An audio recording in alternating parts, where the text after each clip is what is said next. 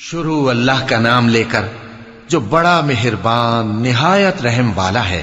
اے پیغمبر صلی اللہ علیہ وآلہ وسلم، اپنے پروردگار عالی شان کے نام کی تسبیح کرو، جس نے انسان کو بنایا، پھر اس کے اعضاء کو درست کیا، اور جس نے اس کا اندازہ ٹھہرایا، پھر اس کو رستہ بتایا، اور جس نے چارہ اگایا، پھر اس کو سیاہ رنگ کا کوڑا کر دیا۔ اے نبی صلی اللہ علیہ وآلہ وسلم، ہم تمہیں پڑھا دیں گے، پھر تم فراموش نہ کرو گے، مگر جو اللہ چاہے۔